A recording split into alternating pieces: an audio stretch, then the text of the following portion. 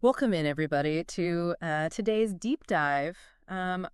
We are really going deep today. Deeper than deep. Deeper than deep, exactly right, into the life of Prophet Muhammad, peace be upon him. And I think we're going to find out some really fascinating stuff here today Oh, yeah, as we explore the life of Prophet Muhammad and Islamic narrative. definitely. So this is not just like, just a dry history lesson. We're trying to get at like what are the core insights? What made this person who they were, and why should we Yeah. care today, hundreds and hundreds of years later? I think it's always fascinating to go back to that wellspring of the beginnings, of Mhm. faith, of belief systems, and to really get a sense of the individual who's so influential. And one thing I really liked about this book is that it really does paint a vivid picture of the world that he was born into, 6th century Mecca. Imagine a society grappling with all of these sort of what they call, ignorance, oppression, and idol worship. Mhm. So it's a world that's completely different from our own today. Very much so. Yeah. But yet, when we look at some of the themes that they bring up, it's like some of these same struggles still Of course, resonate. of course. The same struggles for power, the same struggles for meaning, and purpose, and the same types of human challenges really do echo through time, don't they? Yeah. And it's interesting because when we look at Muhammad's, peace be upon him, early life, he's born into this powerful tribe, but he's orphaned young. Mm-hmm. So he's experiencing both privilege and vulnerability at the same time. It's very interesting duality, isn't it? And I think that really is key to understanding the way that this extraordinary life unfolds and why he was able to connect to so many people. And then even further on top of that, he becomes a successful merchant. And not just any merchant, but like he's given the name Alamin, Right. Which means the trustworthy one, doesn't the it? trustworthy one. Right. Yeah. So that's not just like a cute little nickname. It's like No. that's a serious, that says something fundamental about his character and how he was viewed even at that point in his life. Yeah, and I guess we have to remember trade in Mecca wasn't just, like Right. a little side hustle. It Yeah. was like the lifeblood of that Yeah, society. absolutely. Mecca at that point in time was really an important commercial hub. And his acumen in that area, it really does speak volumes about his abilities. Right. So do you think that that kind of, cutthroat world of 6th century Mecca, do you think that helped prepare him Yeah. for the challenges that he would face later on when he starts to get this? Well, I think it's very likely that some of the negotiating skills, the understanding of human motivations that you would hone in a position like that Mm. could certainly have come to bear Yeah. as his life progressed, wouldn't you say? Totally, totally. Yeah. And then he marries Khadijah at 25. Now, this seems So- pivotal in his life. We're told that she's wealthy, she has status, but she also provides this unwavering support, especially when he starts to have these revelations. Absolutely. Absolutely. One has to think what it must have been like for her when he began to talk about this extraordinary experience that he was having of divine revelation. It must have taken great courage and a deep and abiding belief in him, I think. And this was like a powerful woman, right? Making her own decisions. So it Yeah. says a lot about her and a lot of Yeah. It says a lot about her and a lot about the relationship between them, wouldn't you say? Yeah. It's an incredible story that they have. Okay. So let's talk about this moment of revelation. So Yeah. he's 40 years old. He's seeking solitude in the cave of Hira. Mm-hmm. And then bam, there's the angel Gabriel. Quite a dramatic scene. Yeah. And now you gotta tell me, for people who don't know, Mm-hmm. what's the significance of the angel Gabriel in Islam?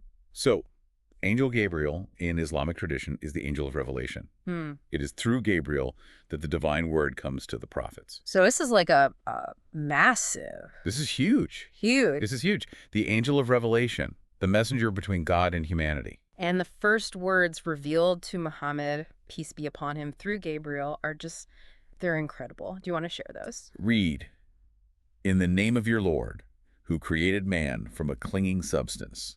Read, and your Lord is the most generous, who taught by the pen, taught man that which he knew not. Wow. Powerful, isn't it? It's so powerful. Like you really get a sense of the gravity Right. of that moment. And the emphasis on reading and knowledge and seeking knowledge. Uh, So relevant for 6th century Arabia. yeah, we're talking about a society that didn't have widespread literacy. So the very act of reading This was is a powerful. powerful. Absolutely. Right. So, okay. So we've got this message coming through about reading, about seeking knowledge, about worshiping one God, right? Huh. Huh. Sounds simple enough. Yeah, you'd think it would be pretty straightforward. I'm guessing it wasn't exactly met with open arms in Mecca? Well, it was a little bit more complicated than that. Yeah. Think about it. This message completely disrupted everything about the structure of Meccan society. Right. If you're a Meccan elite Mm-hmm. and you've got your economy is built on idol worship Mm-hmm. and your whole sort of hierarchy of power is built Yeah. around that. Absolutely. You're looking at a system where the economy, the social structure, the whole cultural identity really revolved around those polytheistic beliefs and practices that he was directly confronting.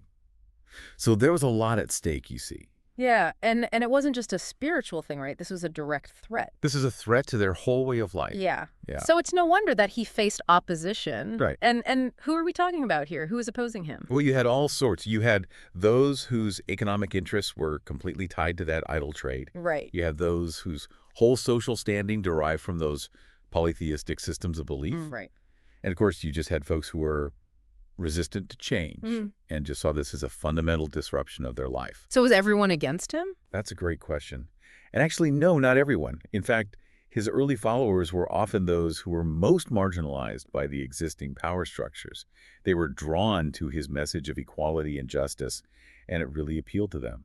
Can you imagine being there at that time? You've got this charismatic figure coming, preaching something that's completely different, Yeah. and you're like, maybe this is the answer. Maybe this is what we've been waiting for. Yeah. Yeah. So we've got these early converts coming, but then on the other hand, Mm-hmm. the opposition is getting stronger. Right. And unfortunately, the opposition intensifies to the point where they face real persecution, threats, and even violence. I mean, it's getting to the point where they have to make a choice. Do we stay here and possibly get killed? A very difficult situation. Or do we leave our homes? It was a real crucible for this nascent community. And they were forced to make a momentous decision, to leave behind their homes, their families, everything they've ever known, and set out on a journey to a new city. Medina. This is the Hijra, right? This is the Hijra. Okay, so this is a Migration. It feels like a turning point, not just in his life, but in the entire history. It is a turning point, a major turning point. Yeah. And it really marks the beginning of a whole new chapter. Yeah. And it's not just about escaping persecution, right? It's about building something new. It's about putting those ideals into practice. And that's what we'll see unfold as we move forward with the story, the establishment of a community based on the principles that they've embraced. Yeah. And it's in Medina that we'll see his leadership truly flourish, not just as a spiritual guide, but as a political and social architect as well. Okay, I am so ready to get into this Medina chapter. As am I. Okay, so last time we left off with this big dramatic moment, right? The Hijra. Yeah. Prophet Muhammad, peace be upon him, and his followers, they're escaping persecution in Mecca, and they're headed off to this new city, Medina. Right. So, like, what happens next? Well, you can imagine arriving in a new city, basically with nothing but the clothes on your back. Right. I mean, they've left their homes, their businesses, many of their loved ones. So it must have been a time of immense challenge. I mean, just the basic survival. And set up. Yeah, finding food and shelter and all of that. Right. But at the same time, I think it must have been this incredible opportunity to actually start putting their ideals into practice to build something new. And one of the first things that they do, right, is they establish a mosque in Medina. Yeah, the very first mosque. Now, this is more than just a place of worship. Oh, yeah. Right? It seems like it's really the heart of this new community. Yeah, you got it. The mosque becomes this central gathering place, not just for prayer, of course, but for community meetings, for education, for even legal proceedings took place in the mosque. It was really the center, the hub of everything that was going on. That's interesting. In this nascent community. So it's not just about building a space for prayer, but it's also about building a sense of community. Exactly. You got it. And our source mentions this document, the Medina Charter. The Medina Charter, yes. Which seems crazy progressive for its time. It's an extraordinary document, isn't it? Because it actually outlines the rights and responsibilities not just of the Muslims, but of all of the inhabitants of Medina. So that includes the Jewish tribes. Oh, wow. And even pagan groups that were still in the area. So this is like a blueprint for... It's like a blueprint for a pluralistic society, really. where people of different faiths can coexist Wow. and work together. Okay, so what are some of the key ideas that are in this charter? Well, some of the big ones are the sanctity of life and property. Yeah. That's a big one, right? Yeah. So it doesn't matter what you believe religiously, you're protected. Mm-hmm. And everybody has to share in the responsibility of defending the city Oh, wow. from outside threats. And there were mechanisms established for resolving disputes peacefully and fairly. So this isn't just like, okay, we're going to tolerate other faiths. It's like, no, we're going to actively create a society where everyone can live together. It's about actively creating a society where people from diverse backgrounds can live together in a just and equitable way. Now, this seems to really go against a lot of the ways that early Islam is portrayed today. I think you're right. It really challenges some of the, I guess, the simpler narratives that we often hear. I mean, it shows that, right from the start, there was this potential, this idea that you can have an inclusive society where people from different backgrounds can coexist peacefully. I mean, was this charter like a response to the specific circumstances in Medina, or is it something... That's a great question, and it's one that scholars still debate to this day, Okay. Some people think that it was a really pragmatic response to the fact that Medina had always been this very diverse city with lots of different religious communities.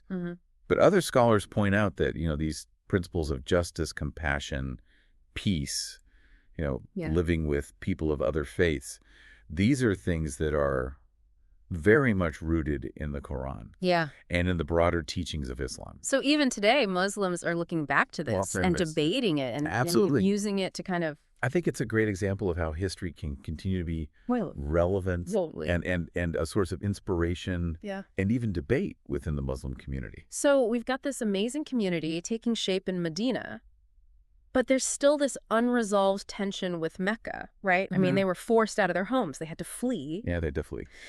Does that conflict ever actually get resolved? It does, but probably not in the way that you might expect. In the year 630, so this is after years of skirmishes, political maneuvering back and forth, Muhammad, peace be upon him, and his followers, they return to Mecca. But here's the thing, they don't return as conquerors. They return as pilgrims, seeking to perform the Hajj. Wait, hold on. Pretty remarkable. That's wild. Yeah. After being driven out, after all this persecution, they just go back as pilgrims. Yeah. It's like it goes against every, natural human. Right. I mean, wouldn't you want to go back and, Yeah, we're back and you're... Exactly.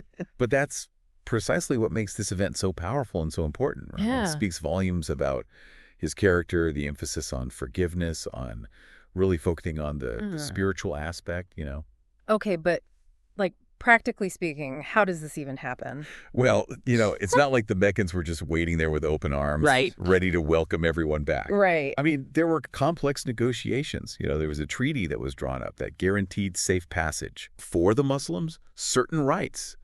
But even with all of that, you can't deny the symbolism of this return, the peaceful reentry into Mecca. It must have been emotionally just overwhelming for everyone. Absolutely. Yeah, imagine. I mean, for the Muslims, returning to their city of birth, the site of their holiest sanctuary, I mean, it must have been just an incredibly emotional moment. Yeah. And for the Meccans, they're seeing the growing strength and influence of this movement that they had initially rejected. Yeah. So, I mean, what happens? What happens when they get back to Mecca? So one of the most important events that takes place is the cleansing of the Kaaba. So the Kaaba, up to that point, had all of these idols that had been placed inside, and they were removed as a really powerful symbolic act of purification, right? A return to the worship of one God the way that it should be.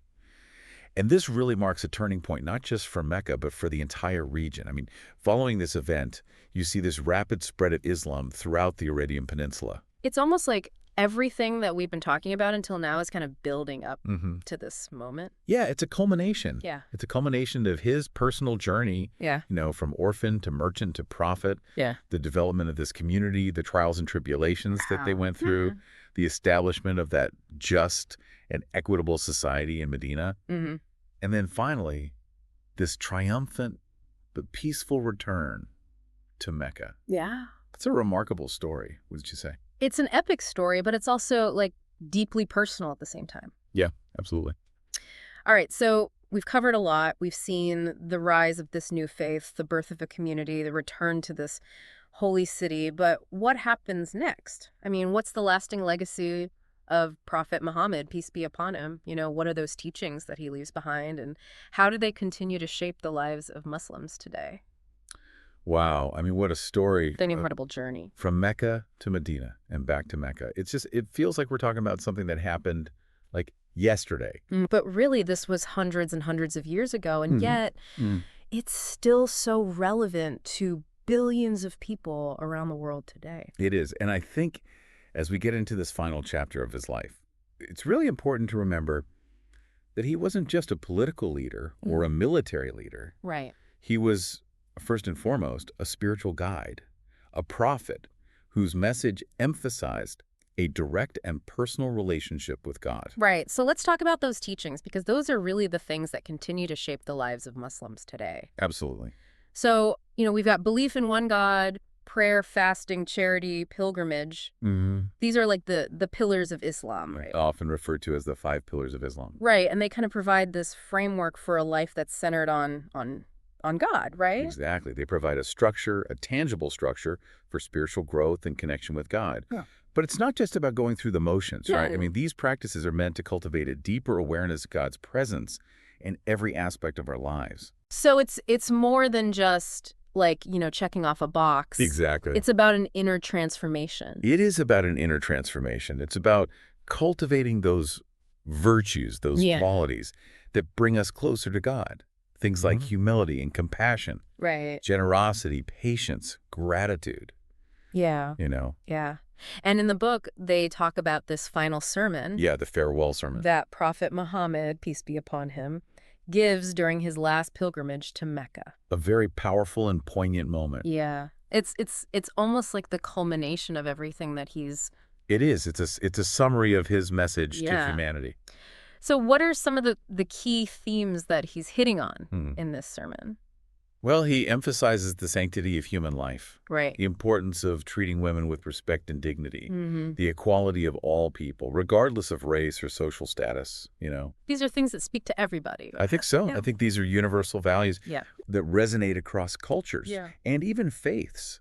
This idea of human dignity, of recognizing our shared humanity and our responsibility to one another. I think that's something that's really powerful and important, especially in our world today. And it's just amazing to think that these teachings that he's sharing, in 7th century Arabia are still so relevant in our modern world. It's a testament to the power of his message, I think, and the fact that it speaks to something really deep within the human spirit. We've talked about a lot of different things today, the historical events, the social and political things that were going on. But what I really find fascinating is just his personal character. Yeah. The book really emphasizes his compassion, his commitment to justice, just his overall humility. Absolutely. Yeah. Absolutely. And it's in those personal qualities that you really see the embodiment of the spiritual message. He wasn't just preaching about compassion and humility. He was living it. Yeah. And that kind of gets to this idea of Sunnah, right? It's not just about following the rules, but it's about emulating. It's about embodying those virtues and those qualities in your own life. Right. So it's like, if I want to understand what it means to be a Muslim, I look to the way he lived his life. Exactly. It's a way of life. It's about integrating those spiritual, ethical, and practical dimensions into everything you do. Yeah. It's not just about, praying 5 times a day. It's also about how you treat your family. Yeah, how you treat your neighbors, your community, even strangers, how you conduct your business, your interaction with the environment. Right, the whole thing. The whole thing. Wow. I mean, what an amazing deep dive. I agree. An incredible journey through a really pivotal period of time. Absolutely. And I hope that this is just the beginning for our listeners, because there's so much more to explore here. So if you're interested, pick up a copy of the Quran, read more about the Prophet's life, talk to people about it, and just keep learning. I think the most important thing is just to keep that spirit of inquiry alive, that sense of wonder and curiosity, and let it guide you on your own journey of discovery. And on that note, thank you so much for joining us. It's been a pleasure. On this deep dive into the life of Prophet Muhammad, peace be upon him.